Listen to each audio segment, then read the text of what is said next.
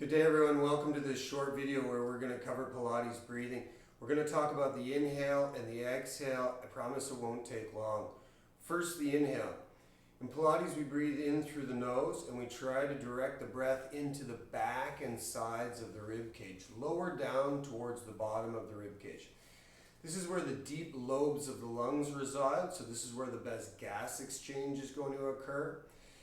We are very good at breathing into the front of the rib cage, so we want to start to emphasize more mobility back here because the ribs are attached to vertebrae. So the more mobility we can find in the rib cage, the more mobility we're going to find through the thoracic spine. So to practice the inhale, we're going to find a rounded seated position. So you could sit in a chair or join me here with your knees bent and your feet flat. You could even sit up on top of a pillow if it was more comfortable.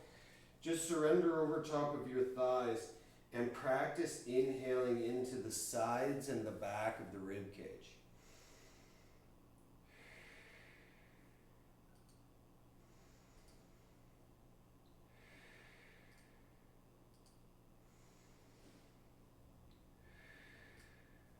So that's the inhale. Easy, right? Now we'll focus on the exhale. It's a little bit more complicated, but with practice it gets easier, I promise.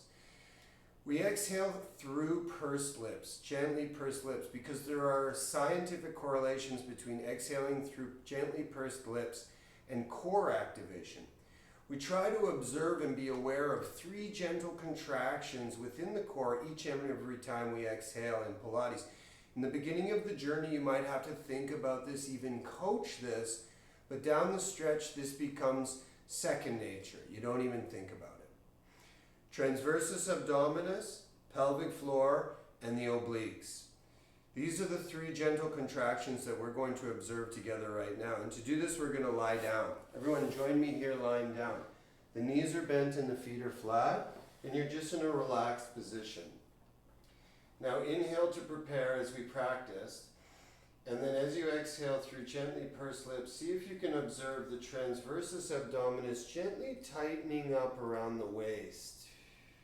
You could even bring your hands onto your waist. Inhale again. And as you exhale towards the depth of your exhale, you may observe how the waist is just gently cinching up. This is the transversus abdominis. Now, if you don't feel some gentle tone presenting underneath your fingers, you could coach this. You could think of sort of gently drawing the low abdomen in towards the body.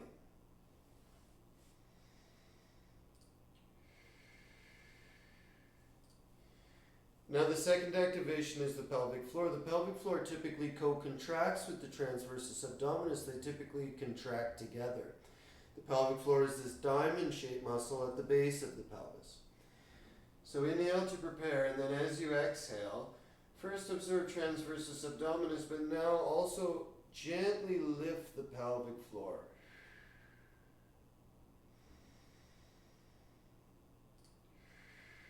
The pelvic floor is the hardest to observe, especially when you're lying on your back, typically.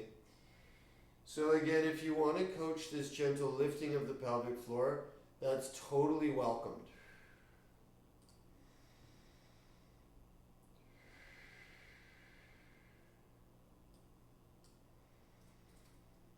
Now the last contraction that is observed associated with the exhale are the obliques are going to work to gently sew the ribs together.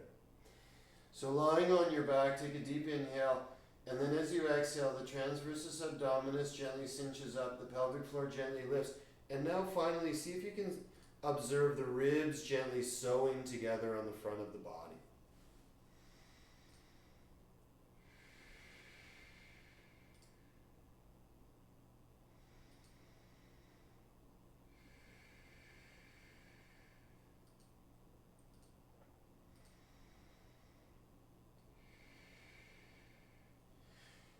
This is your Pilates breathing.